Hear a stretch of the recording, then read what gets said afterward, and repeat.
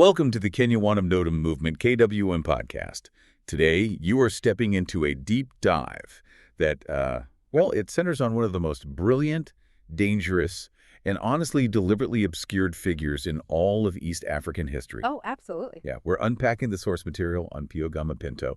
And the mission today is really to figure out how a man of Indian Goan descent, born into, the relative comfort of the colonial civil service, how he ended up as the tactical architect of Kenya's independence. Right, and not just that, but an indispensable civilian mastermind for the armed Mao insurgency. Exactly, and ultimately the newly independent nation's very first political martyr. It's just a staggering trajectory, honestly. Yeah. What makes Pinto's life so crucial for you to understand is that it isn't just a biography. I mean, it's like an X-ray of how power actually operates. Yeah. Because through the surviving documents and intelligence reports, we get to see the precise grinding gears of the colonial machine. And more importantly, we get to see the incredibly messy, often ruthless reality of what happens the day after the colonial flags come down. When the new elites take over. Yeah, the morning after independence. But before we really get into the weeds here, I want to set a very specific tone for you. Because yes, we are dealing with historical tragedy here and political assassination. Right. But fundamentally, the sources frame this as an intensely empowering narrative. We are treating this deep dive as a blueprint, really, of intellectual courage and grassroots resilience. Reclaiming his story is about reclaiming the tools for critical thinking in post-colonial societies today. Exactly. It's about looking forward. Right. Now, a really crucial disclaimer regarding the sources we're working with today. This deep dive ventures directly into the white-hot ideological core of the Cold War. Yeah, it really does. We are going to be dissecting the clash between capitalism and socialism as it played out in a newly independent Kenya.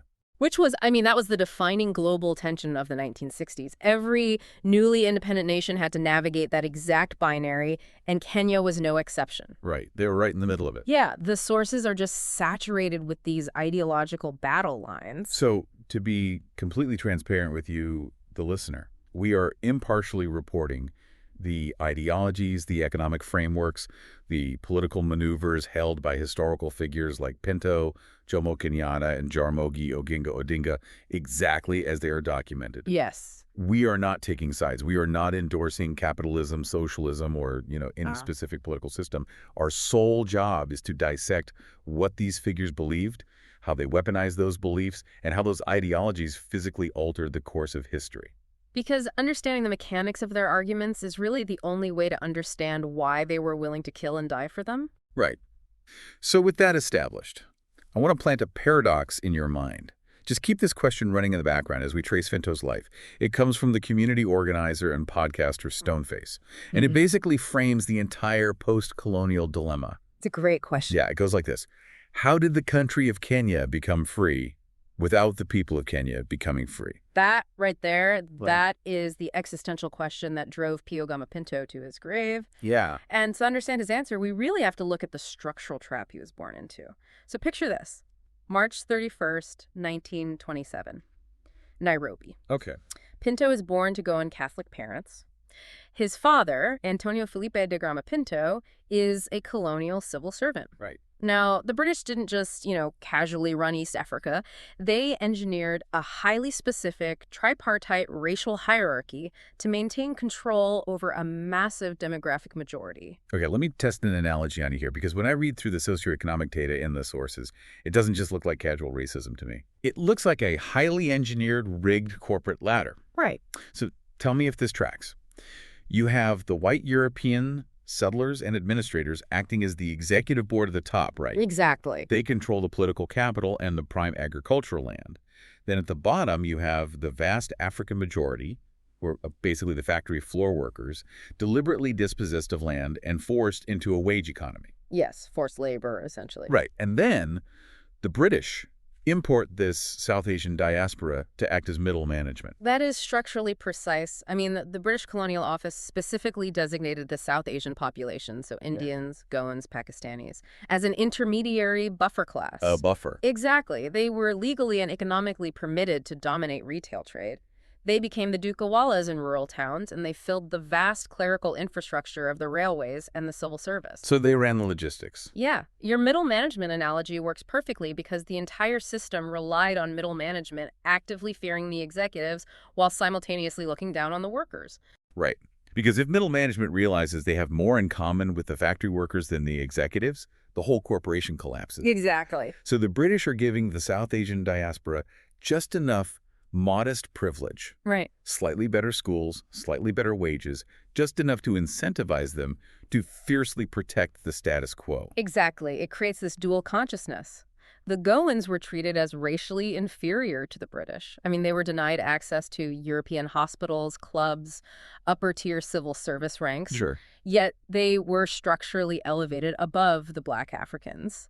The colonial administration literally lived in absolute terror of a cross-racial, anti-imperialist united front. They had to keep them apart. Yeah, the laws were literally designed to ensure an African and an Asian never had a reason to sit in the same room and discuss their mutual oppression. Which brings us to the inciting incident of Pinto's life. Because if this system is so perfectly designed to ensure compliance, what actually breaks his programming? Right.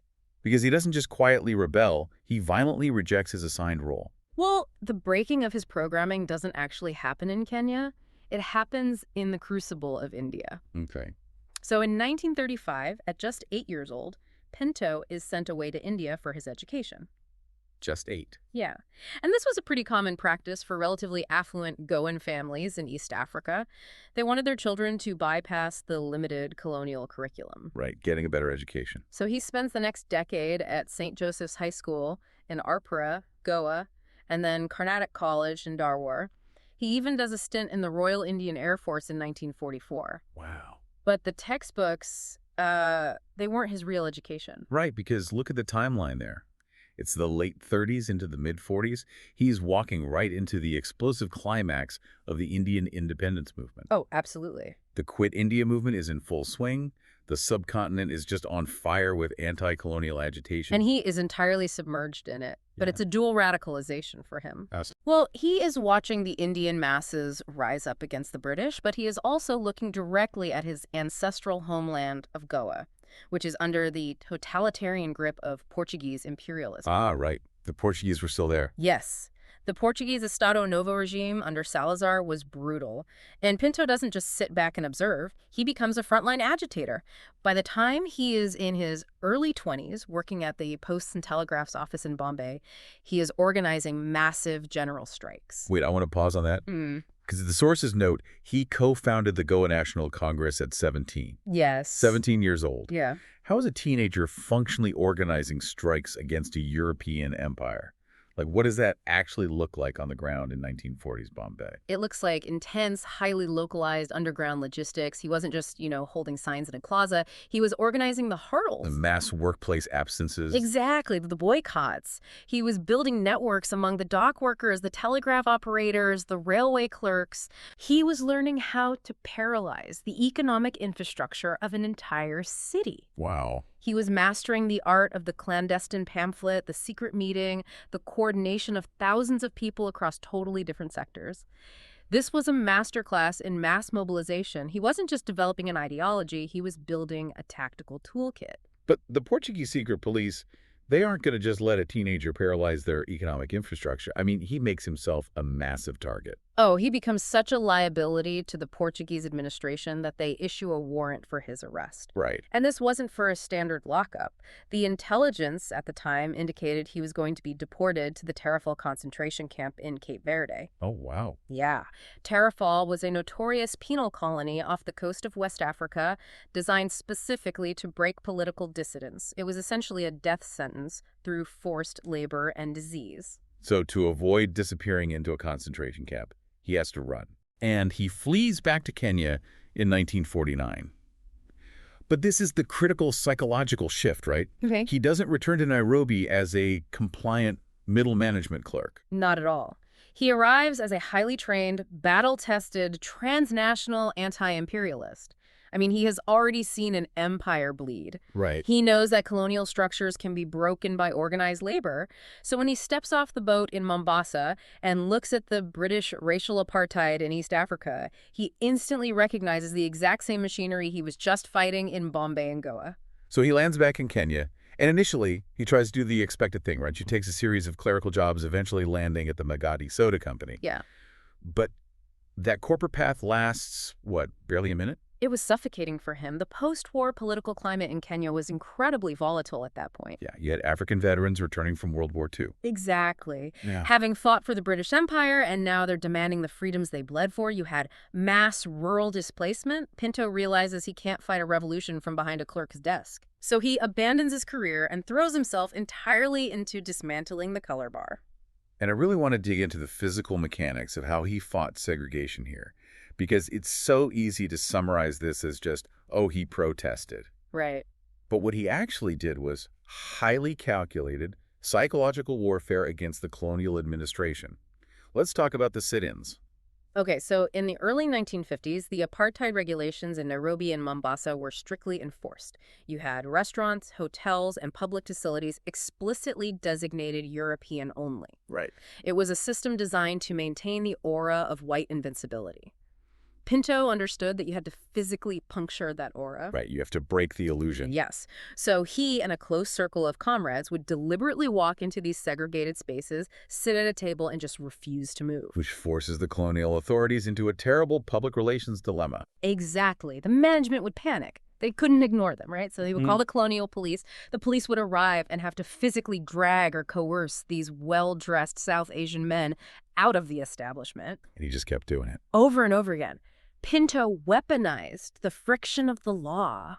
He forced the state to repeatedly publicly enact its own violence and absurdity until the sheer logistical and social exhaustion of dealing with these constant disruptions forced the administration to just quietly start integrating those spaces. It's brilliant because it removes the extraction of the law and forces the oppressors to actually get their hands dirty in public. Exactly. But sit-ins only change social spaces. Pinto knew that real power required economic leverage, which leads him directly to the trade unions. Right. If you want to paralyze an extractive colonial economy, you have to control the labor that extracts the wealth. Right. So Pinto essentially becomes one of the founding fathers of the modern East African trade union movement. And this is where he deliberately shatters that middle management barrier we talked about earlier. Right, the divide and conquer strategy. He just breaks it. He begins working intimately with legendary African labor organizers. Figures like Bildad Kajia, Dennis Akumu, Fred Kubai, and another radically important South Asian figure, Makhan Singh. Makhan Singh and the East African Trade Union Congress. The sources highlight a specific moment in 1950 that absolutely terrified the British. Oh, yeah. May 1950. The East African Trade Union Congress holds a massive joint meeting in Nairobi. And you have African workers and South Asian workers standing together. Unthinkable for the British. Their worst nightmare. At this meeting, Makhan Singh stands up and publicly demands immediate and complete independence for East Africa, Uhuru Sasa. Right. The British administration's reaction was instantaneous and draconian. They arrested Makhan Singh, banned the union, and drove the labor movement underground. Because that was the ultimate threat, right? The administrative buffer class unifying with the sheer demographic mass of the African workforce. But while the overt trade union movement is being crushed by the state, Pinto is already building out a much darker, much more dangerous subterranean network. Yes, and this is where Pinto crosses a geopolitical Rubicon that almost no other non-African dared to cross. By 1952, the constitutional and labor avenues for reform are effectively blocked by British violence. They've shut down all the legal writs. Exactly. The radical wing of the anti-colonial movement realizes that polite requests for sovereignty are failing. And this leads to the formation of the Armed Land and Freedom Army, which is known globally as the Mau Mau. Right? Thousands of fighters retreat into the dense forests of the Aberdares in Mount Kenya to launch a guerrilla war. Now, I have to stop you here because the logistics of this just boggle the mind. The British declare a state of emergency. They lock down Nairobi. They bring in heavy bombers, military cordons, a massive intelligence apparatus. It was total siege. How on earth is Pio Gama Pinto, a Goan civilian in Nairobi, acting as a quartermaster for a guerrilla army in the mountains? How do you smuggle weapons through a military blockade? It requires an incredibly sophisticated intelligence and logistical architecture, which Pinto helped coordinate through the Nairobi War Council. Okay. This is where his Indian background became his greatest camouflage. Oh, interesting. The British intelligence services were heavily focused on profiling and surveilling the Kikuyu population. They weren't looking nearly as closely at the South Asian clerks and merchants. They didn't see them as a military threat. Exactly. So Pinto leveraged that blind spot. He utilized the vast decentralized network of the Dukawalas, the Asian shopkeepers spread across the rural towns right near the forest edges. So he's using the colonial economic structure against itself. Precisely. He is organizing covert fundraising drives among sympathetic South Asian businessmen to buy firearms on the black market. Wow. He is coordinating the movement of medical supplies, boots, massive quantities of food. He is moving these supplies under the cover of legitimate commercial transport. But more importantly, he is funneling high-level intelligence. Pinto had deep connections within the colonial civil service. Clerks and typists who were secretly sympathetic to the cause. Right. They were intercepting British military documents and passing them to Pinto, who was then smuggling them directly to the force commanders. He is literally feeding them the British playbook. Yes. But he isn't just supplying them with beans and bullets. He is acting as the ideological architect for the insurgency. The sources point out that he was the editor-in-chief of a publication called the High Command. Right. How do you run an underground newspaper during a state of emergency? It's an astonishing feat of clandestine operation. The High Command was the official organ of the Mau Mau. Just think about the physical mechanics of that for a second. Yeah. You need typewriters, mimeograph machines, ink, paper, and all of those materials are actively tracked by colonial police. Right. They know who buys a printing press. Exactly. Yeah. So Pinto had to constantly move printing equipment between safe houses in Nairobi. He was drafting the political ideology of the movement, ensuring that the fighters weren't just seen as a random rebellion, but as a structured, politically coherent army with specific demands. Giving them legitimacy. Exactly. He even printed their official membership cards and drafted their communiques. He gave the forest fighters a unified, articulate voice that the British could not simply dismiss as savagery. But a network that massive, generating that much paper and moving that much hardware, it eventually creates a footprint. It does. The British intelligence apparatus, as slow as it was to suspect the Asian community, finally connects the dots. They realize the bleeding isn't stopping because the supply lines from Nairobi are still intact. So, April 24th, 1954, the British military launches Operation Anvil. Operation Anvil. They throw a physical cordon around the entire city of Nairobi. They detain over 20,000 people, systematically screening the African population to root out the Nairobi War Council. And Pinto's cover is finally blown. In June of 1954, he is arrested. And the timing of this arrest is just brutal. According to the sources, he had married Emma Christine Dias just 5 months prior. Yes. Just 5 months into his marriage, he is dragged away. He is detained under the emergency regulations. And what that means is there is no trial. There is no jury. No due process. No legal representation whatsoever. He is held incommunicado. And this is a really vital historical marker here. Pio Gama Pinto was the only person of South Asian descent to be detained specifically for active logistical support of the Mau armed struggle. The only one. The only one. And the British don't just put him in a local jail, they send him to Manda Island. Right. Describe what Manda Island actually was, because it wasn't a standard prison. No, not at all. Manda Island is situated off the northern coast of Kenya near Lamu. It is brutally hot, completely isolated, and swarming with malaria. Sounds horrific. It was. The British used it as a maximum security concentration camp for the most hardcore, unrepentant political leaders of the Mau Mau insurgency. It was designed to psychologically break the men who couldn't be broken by physical torture. But even inside a concentration camp, the British colonial mind tries to enforce its racial hierarchy. Right? Always. They look at Pinto, see a Goan, and they try to offer him a different deal than the African detainees. Right. The colonial authorities approached him and basically offered him Class A detainee status based entirely on his race. And what did that mean? It meant better rations, European-style food, a real bed, and separate superior living quarters away from the black African prisoners. Just trying to divide them even in prison. Exactly. It was a deliberate tactic to sow resentment and division inside the camp itself. And how did he respond to that? He flatly unconditionally rejected it. What? He demanded to be treated exactly like the African rank and file. He chose to sleep in the exact same brutal conditions. When the guards brought the rations, he ate the exact same substandard maize meal flour and bug-infested beans. Unbelievable. And Emma and his family, they would manage to scrape together a tiny monthly allowance, about 1 shilling and 50 cents, and send it to him. Right. Pinto refused to keep it for himself. He pooled it with the African inmates who had absolutely no outside support. See, that is the difference between political theory and actual solidarity. Exactly. He isn't just writing essays about equality. He is actively suffering for it in the dirt of Manda Island. He weaponized his own detention. He used those 5 years to forge unbreakable blood-forged bonds with the future leaders of independent Kenya. He secretly taught classes in the camp. He drafted petitions on smuggled toilet paper. On toilet paper? Yeah. The British intelligence officers eventually realized he was organizing the camp from the inside. Of course he was. So they offered him a deal. They said they would give him a one-way ticket to India if he confessed and agreed never to return to East Africa. A guaranteed escape hatch. Just leave and you're free. And he turned it down. Wow. He told them he was a Kenyan, and he demanded to be tried in a Kenyan court of law, which the British absolutely refused to do because they knew a public trial would expose their own atrocities. Right. They couldn't risk the PR nightmare. Exactly. So he rotted in detention, moving from Manda Island to Cabernet for over 5 years. We're going to explore exactly what happened when Pinto was finally released and how he turned the printing press into a weapon of mass mobilization. But first, we have an urgent message for you regarding the future of Kenya today. Give CTA to join Kenya Wanam Notum Movement, KWM, at www.wanamnotum.com. I trust you're enjoying this podcast and learning a lot. For more great resources, visit Urgent.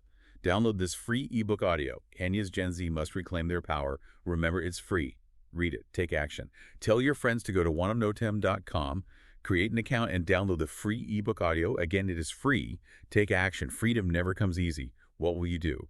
More free downloads. Buy, get free resources.https://beacons.aakk2020 buy books.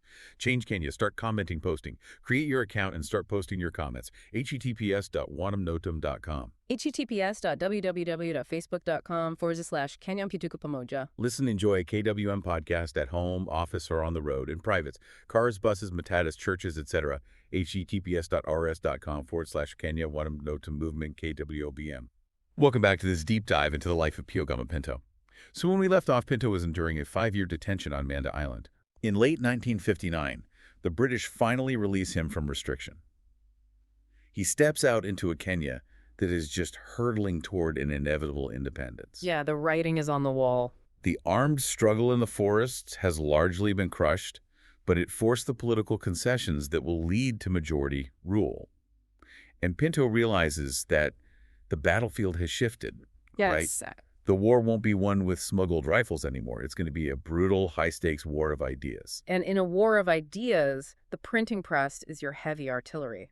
Pinto had always been a master of media. I mean, before his arrest, he was the editor-in-chief of the Daily Chronicle, which was incredibly radical for its time, Right. because it was the first English-language daily in Kenya to explicitly demand immediate African majority rule. But post-release, his media strategy becomes staggeringly complex. Oh, totally. He realizes that writing strictly in English is a massive strategic error because it only reaches the colonial administrators and the highly educated local elite. Right, you're just talking to the people already in power. If you want to mobilize the masses, you have to speak to the masses in a language the colonial elite can't easily gatekeep. The sources highlight that Pinto specifically undertook the massive task of mastering Kiswahili to obliterate those class barriers. Yes. How did he structure this multilingual media empire to hit different audiences? So he basically operated on 3 distinct tactical levels: the hyperlocal, the regional, and the global. Okay, let's break those down. Let's start with the hyperlocal. His own Goan community in East Africa was still deeply influenced by Portuguese propaganda. Right, from back in Goa. Yeah, the Portuguese consulates were actively distributing materials claiming that everyone back in Goa just loved being a colony of Lisbon. Sure, everything's fine back home. Exactly. To counter this, Pinto launches a publication called the Oozwood, which translates to the torch. And he publishes it in Konkani, the native language of Goa. Exactly. He is bypassing English entirely to speak directly to the diaspora's cultural identity. He's systematically dismantling the Portuguese colonial narrative right in their living rooms. Okay, that's the local level. But how do you circumvent the British colonial censors who are still actively suppressing radical African political thought across the entire region? You go above their heads, literally. How so? Pinto leveraged his transnational connections to secure international airwaves. He partnered with All India Radio, broadcasting out of New Delhi. Okay. But the genius of it was the language. He produced a program called the Goan newsletter, but he broadcasted it in fluent Swahili. I am struggling to understand how powerful that must have been. I mean, you have a Swahili broadcast generated in India, bouncing off the ionosphere and landing on radios across the entire East African interior. It was devastating to the British. They couldn't censor a radio signal coming from a sovereign nation thousands of miles away. They literally couldn't touch it. Exactly. And Pinto used those broadcasts to detail the specific atrocities occurring in the British detention camps. He was exposing the colonial violence to a massive regional audience and international listeners. Oh, He effectively created a pirate radio station without even needing a transmitter. that's incredible. But the single most astonishing piece of written labor he produced wasn't a newspaper or a radio script. No. It was a legal and historical battering ram. Let's dig into the mechanics of the 200-page memo, because the sheer physical toll of this endeavor sounds borderline impossible. It is a legendary piece of archival resistance. So, while Jomo Kenyatta and the top tier of African political leadership were still locked up in desolate prisons like Lodwar, the British government convened the Royal Commission on Land to assess the economic future of the colony. Right. Basically figuring out who owns what. Right. And Pinto realized that if the African perspective wasn't rigorously documented and legally presented to this commission, the British would simply legalize their century of land theft. So what does he do? Because he isn't a trained lawyer with a team of paralegals. No, he isn't. He effectively stops his entire life.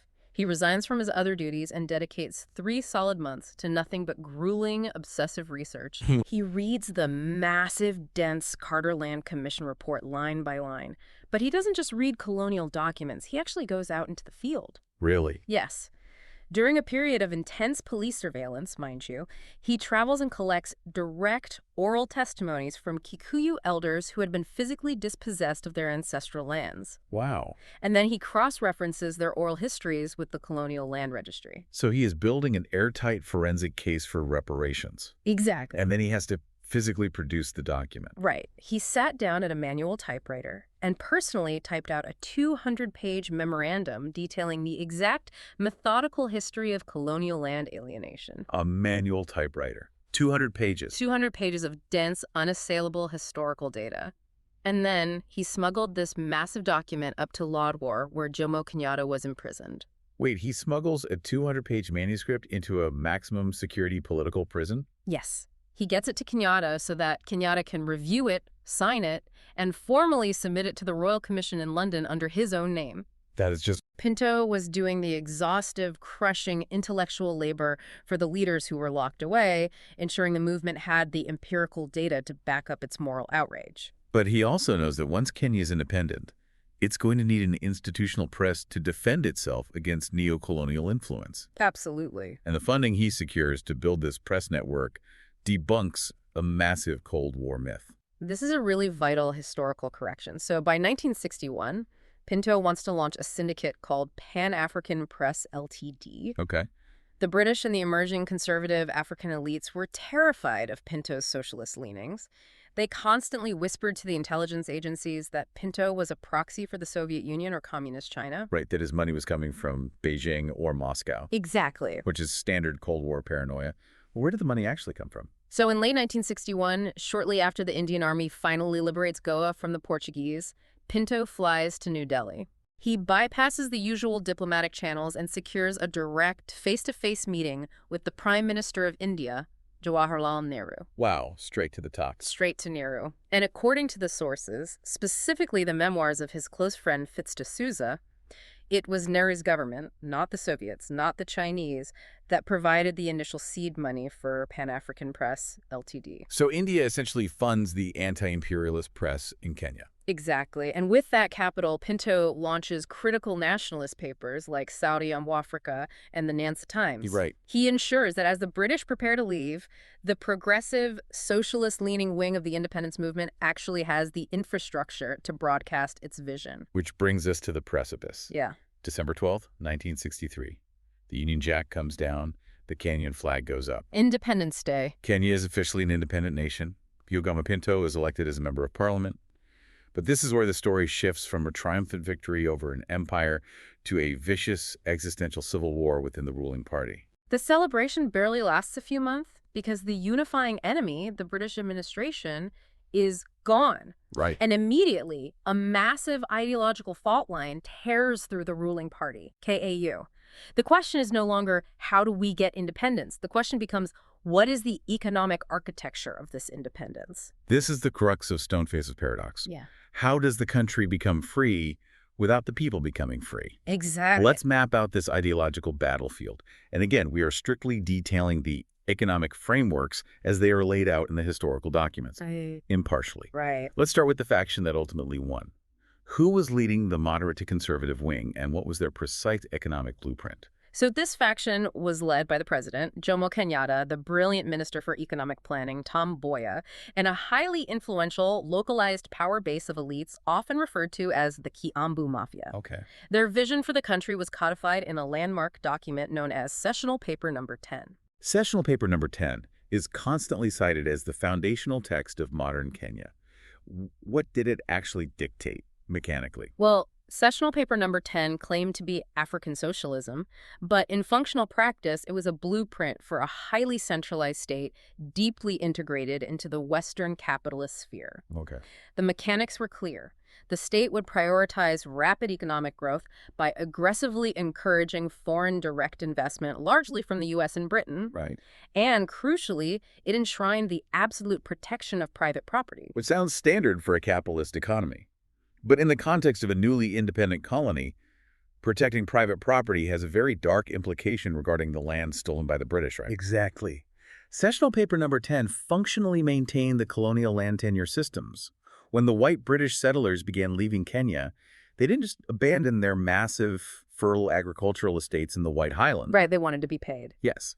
Sessional Paper No. 10 established a willing buyer, willing seller framework. But the African peasants who had their lands stolen 50 years prior don't have the capital to be a willing buyer. Of course not. So who bought the land? The new African political elite, the cabinet ministers, the top civil servants, the Kiambu Mafia. They bought it. They used state loans to buy out the departing white settlers. The massive estates remained intact. They simply changed the racial identity of the landlord. Wow. Sessional Paper No. 10 ensured that wealth trickled up to a new local aristocracy rather than being redistributed to the masses. Okay, so that is the capitalist pro-Western framework. Now let's look at the opposition. Who is leading the radical socialist faction within the exact same government, and what is their counter-proposal? This wing is led by the vice president of the country, Jomo Oginga Odinga, the militant veteran Bildad Kajia, and their absolute intellectual epicenter, Pio Gama Pinto. Right. Their counterproposal was radical redistribution. They argued that independence was a total fraud if the economic machinery remained identical to the colonial era. So what were their specific policy demands? Because Pinto was not a man of vague theories, right? He liked exact numbers. Very exact. Pinto and his faction demanded the immediate free redistribution of land to the landless peasants, and specifically to the Mau Mau veterans who are currently rotting in poverty after winning the war. Right. To achieve this, Pinto drafted legislation proposing a strict 500-acre cap on individual land ownership. A 500-acre cap? That is an existential threat. Oh, absolutely. I mean, if you are a new cabinet minister who just used government loans to buy a 10,000-acre coffee plantation from a fleeing British lord, Pinto's law would legally force you to surrender 9,500 acres of your new wealth. Yes. Pinto was directly attacking the bank accounts of the president's inner circle, and he had a brilliant acidic phrase for this. What was it? He publicly warned that the government was betraying the revolution by simply replacing the white settler lords like Lord Delamere with black Delameres. Wow. He's calling them out by name. Direct. He is telling the country that the color of the boot on your neck doesn't matter if the weight of the boot is exactly the same. Exactly. And he goes beyond grafting legislation. He creates an institution to train an army of ideological cadres. Yes. In 1964, Pinto and Vice President Odinga secure funding from the Eastern Bloc, specifically the Soviet Union and its allies, to co-found the Lumumba Institute in Nairobi. Named after Patrice Lumumba. Exactly. What was the curriculum of the Lumumba Institute? It was an ideological training ground. It was designed to take Kanu party officials, union leaders, and journalists and rigorously train them in Marxist analysis, anti-imperialist theory, and grassroots socialist organizing. So he's building a base. He was building a parallel power structure. He was creating an intellectual vanguard within the ruling party that was explicitly designed to combat the capitalist trajectory of Kenyatta and Mboya. I just want to sit with the immense, suffocating tension of this scenario for a second. It's unbelievable. You have the president leaning heavily toward Washington and London, buying up estates, and you have his own vice president and chief strategist using Soviet funds to train party members to overthrow the president's economic agenda. Yes. The government is essentially at war with itself. And Pinto is the tactical brain of the insurgency. He was the connective tissue. Odinga had the mass political following, Kajia had the militant street credibility, but Pinto was the master strategist who knew how to draft the bills, organize the parliamentary votes, and write the press releases. Right. And the sources revealed that the conflict eventually exploded out of the back rooms and into the open. Tell me about the shouting match in Parliament. Because this anecdote clarifies just how utterly fearless Pinto was, even to the point of sheer recklessness. Yeah, according to the testimonies of men like Fitz D'Souza, who was Deputy Speaker of the House at the time, Pinto confronted President Jomo Kenyatta directly in the corridors of Parliament. Face to face. It was a vicious public shouting match. Pinto looked the President of the Republic in the eye and explicitly accused him of being a land grabber. He allegedly called him a bastard. He called the founding father of the nation a land grabber in the halls of government. And he backed it up with a threat. Oh. Pinto informed Kenyatta that he had organized enough backbench members of parliament to launch a legislative revolt. He threatened to formally block sessional paper number 10 from passing. He had the numbers. He was going to use the democratic process to gut the president's entire economic legacy. He has the votes. He has the political capital. He is hours away from potentially derailing the consolidation of massive wealth by the ruling elite. Yes. Which means Pio Gama Pinto is no longer just an annoying critic. He is a terminal threat to the new establishment. A terminal threat. Which brings us to the morning of February 24th, 1965. It is the morning that broke the trajectory of Kenyan history. Pinto is 37 years old, and despite his massive influence, he is essentially broke. He gave away half of his meager parliamentary salary to the widows and orphans of the Mau Mau detainees. Wow. He owns virtually no property. He lives in a modest, rented bungalow in the Westlands neighborhood of Nairobi. His wife, Emma, who he barely got to see during his 5 years in detention, is basically the breadwinner of the family, right? Yes. Emma works as a secretary at Jogu House. That morning, Pinto has breakfast with Emma and their 3 very young daughters. He gets into his white Saab and drives Emma to work. Okay. After dropping her off, he drives back to Westlands to pick up a few things before heading to Parliament. He pulls into his driveway. The gate is closed. And his youngest daughter is in the car with him? Yes. Little Trushka, who is barely 1.5 years old, is sitting in the back seat. As Pinto sits in the driveway waiting for the house servant to open the gate, men approach the vehicle from the street. Okay. At least 2, possibly 3 men. One of the men walks right up to the driver's side window. Does Pinto recognize them? We don't know for certain, but the killer uses a standard, polite greeting. He leans in and says, "Jumbo." Wow. And before Pinto can react, the man raises a firearm and shoots 3 times at point-blank range through the window. Killing him instantly. Instantly. While his infant daughter is sitting mere feet away in the back seat, My God. the men flee. The nanny comes rushing out of the house and finds the tactical genius of Kenya's independence slumped over the steering wheel, covered in blood. It's just... Kenya had been a sovereign nation for less than 15 months, and it had just executed its very first political assassination. The man who spent his entire youth fighting the British Empire is gunned down in his own driveway by the very state he helps create. His shockwave must have been paralyzing. Completely paralyzed. What does the government do next? Because if the state ordered the hit, they have to produce a killer for the public. They immediately initiate what we can only call an investigation theater. The police launch a massive dragnet, and within days, they arrest 2 young men, Chach Theo and Kiselu Mutua.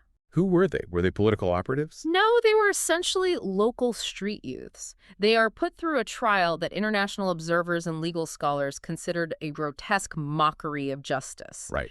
The evidence was incredibly flimsy, relying on coerced confessions and contradictory witness statements. Ultimately, Chij Thuo is acquitted, but Kiselu Mutua is convicted of the murder and sentenced to hang. Which is later commuted to life imprisonment. And he spends the next 35 years of his life in a maximum security cell. 35 years. And from the moment the handcuffs clicked on his wrists in 1965 until the day he was finally released on a presidential pardon in 2001, Kiselu Mutua never wavered in his testimony. He maintained his innocence? Absolute categorical innocence. He insisted he was a convenient, powerless scapegoat chosen by the special branch to take the fall. I want to push back on the history here, because rumors of state involvement are common in every assassination. But rumors aren't facts. How do we know the state did it? If Pinto was killed in 1965 and the primary witnesses are either dead, intimidated, or part of the cover-up, how does the Truth, Justice, and Reconciliation Commission, the TJRC, decisively prove state involvement nearly half a century later in 2013? It's a fantastic question. Truth commissions operate by analyzing the archival footprints of a cover-up. Okay. The TJRC didn't just look at the murder weapon, they looked at the systemic behavior of the state before and after the killing. They subpoenaed classified special branch intelligence reports. Right. They reviewed the deeply flawed court transcripts of Mutua's trial. They took sworn testimonies from surviving insiders who detailed the intense paranoia within Kenyatta's inner circle regarding Pinto's legislative maneuvers. So they looked at the negative space, they saw who benefited from the murder and who controlled the cover-up. Exactly. When you analyze the motive, the opportunity, the sudden suppression of political rivals immediately following the death, and the complete lack of credible forensic investigation at the crime scene, the conclusion is mathematically certain. It's obvious. The TJRC's final report was unambiguous. They officially declared that the post-independence government of Kenya at the highest levels was directly involved in the conspiracy to eliminate Pio Gama Pinto. They murdered him to protect their emerging class privileges. Yes. And the horrific reality is that the assassination worked perfectly. It achieved every single one of its political objectives. It was a devastatingly effective decapitation strike. Without Pinto's strategic brain holding the coalition together, the socialist alternative in Kenya collapsed overnight. Just gone. Jomo Odinga was politically outmaneuvered, isolated, and eventually forced to resign as vice president. Right. The Lumumba Institute was raided by the state, its doors padlocked, and its curriculum banned. Sessional paper number 10 was rammed through Parliament without Pinto's 500-acre cap amendments, Cementing the capitalist trajectory and the massive accumulation of wealth by the Kiambu Mafia. Exactly. But what about the human cost? What happened to Emma and the three little girls? They were left absolutely destitute. Because Pinto had given away his salary to the poor, there was no savings account, no life insurance, no property to sell. Wow. The Kenyan government, the very government he built, provided them with absolutely zero pension or support. Pinto's friends, like Vice President Joseph Murumbi, literally had to pass a hat around to collect enough money to pay Emma's rent and buy groceries. That's heartbreaking. Living in constant fear that the assassins would return to finish the family, Emma and her daughters eventually fled the continent entirely, immigrating to Canada. The family is exiled, the opposition is crushed, but the state realizes that killing the physical man isn't enough, right? Right. If you leave his memory intact, he becomes a martyr. He becomes a symbol that can inspire the next generation to ask questions about the land. So the state embarks on a massive, deliberate campaign of historical erasure. It is a textbook case of state-sponsored amnesia. For decades, through the regimes of Jomo Kenyatta and later Daniel Arap Moi, Pio Gama Pinto was systematically scrubbed from the national consciousness. Just deleted. His name was meticulously omitted from the official history textbooks. There were no statues erected in his honor. When major streets and avenues in Nairobi were being named after independence heroes, Pinto was completely ignored. Wow. If you asked a Kenyan schoolchild in the 1980s or 90s who Pinto was, they would have no idea. The state attempted a total corporate deletion of his existence. But I have to stop you there, because the state failed. They did. They controlled the textbooks, they controlled the radio stations, they controlled the street signs, but Pinto's ideas survived. How is that mechanically possible? How do you keep a ghost alive in a totalitarian state? You keep him alive underground. His legacy was protected and transmitted by networks of what we call organic intellectuals. The organic intellectuals. Yeah, radical academics, trade unionists, and student leaders who refused to accept the sanitized state narrative. Throughout the dark days of the 70s and 80s, when political dissent was met with torture in the Nio House basement, these underground cells kept the true history circulating. The sources detail a specific organization, the December 12 movement, or DTM. Yes. The DTM was an underground Marxist-Leninist vanguard party operating entirely in the shadows. In 1982, they launched an illegal, clandestine publication called Pembana, which translates to struggle.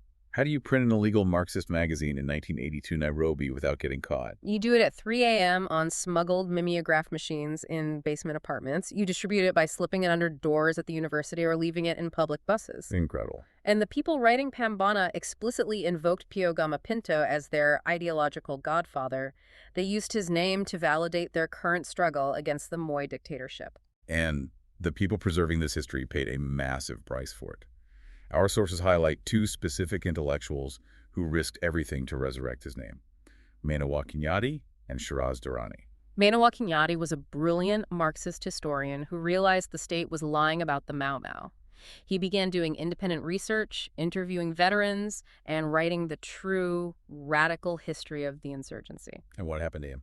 For the crime of writing history, the state arrested him and threw him in a maximum security prison for 6 years, subjecting him to horrific psychological and physical torture. My God. And Shiraz Durrani? Durrani was a librarian and a deeply committed activist. In 1982, he took an unimaginable risk. He wrote a 2-part historical article explicitly calling Pio Gama Pinto a national hero and laying out the political context of his assassination. Where did he publish it? He managed to get it published in the Standard newspaper. It was a massive flare shot into the sky, signaling to the underground cells that the left was still alive. But you can't shoot a flare like that without the secret police seeing where it came from. Exactly. The special branch immediately came for Durrani. He was forced into exile, fleeing the country, and eventually seeking political asylum in London. Wow. But the sacrifices of Kenyatta, Durrani, and the DTM ensured that the ideological DNA of Pio Gama Pinto was never fully eradicated. Which brings us to today. Because this isn't just an archaeological dig into the 1960s. Pinto's theories on class, land, and neocolonialism are being actively rediscovered by a brand new generation of Kenyans who are looking at their country and asking the exact same questions he did. Absolutely. When you look at the geography of inequality in Nairobi today, when you see sprawling, impoverished, informal settlements like Mathare or Kibera bordering literal luxury golf courses and gated estates, you are looking at the direct mathematical result of sessional paper number 10. Yeah. You are looking at the exact future Pinto sacrificed his life to prevent. And young organizers recognize that. The sources mention that grassroots organizations are actively weaponizing his history today. Yeah. The Mathare Social Justice Center, the Ukombozi Library, they are running study cells on Pinto. The Organic Intellectuals Network just launched a book and an exhibition dedicated to his life. They are using his history to decode their present reality.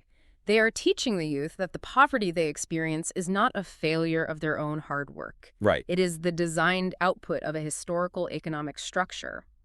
Pinto provides them with the vocabulary to articulate their oppression and the tactical inspiration to organize against it. So, to synthesize this staggering, tragic, deeply inspiring life, here is a man born into the comfortable middle tier of a racial caste system who chose to burn his own privileges to the ground. Completely. A Goan Catholic who learned how to organize dock workers in Bombay, who sat in European-only restaurants until the police dragged him out, who mastered the logistical nightmare of supplying an insurgency, who spent 5 years starving on Manda Island, and who typed a 200-page historical indictment of an empire. He was a force of nature. He built an independent press, drafted laws to strip the elite of their stolen land, and ultimately took 3 bullets to the chest for the unshakable belief that political independence is a total illusion if it isn't anchored in economic equality. He was the ultimate transnational patriot. I mean, he fought Portuguese fascism, British imperialism, and the neo-colonial greed of his own post-independence government with equal ferocity. Yeah.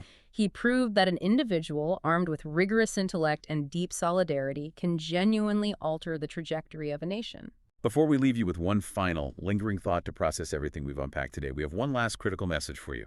Give CTA to join Kenya Wantam Notam Movement, KWM, at www.wantamnotam.com. I trust you are enjoying this podcast and learning a lot. For more great resources, visit Urgent. Download this free ebook audio. Kenya's Gen Z must reclaim their power. Remember, it is free. Read it. Take action. Tell your friends to go to wantamnotam.com, create an account, and download the free ebook audio. Again, it is free. Take action. Freedom never comes easy. What will you do? More free downloads. Buy getfreeresources.https://beacons.aak2020 buy books.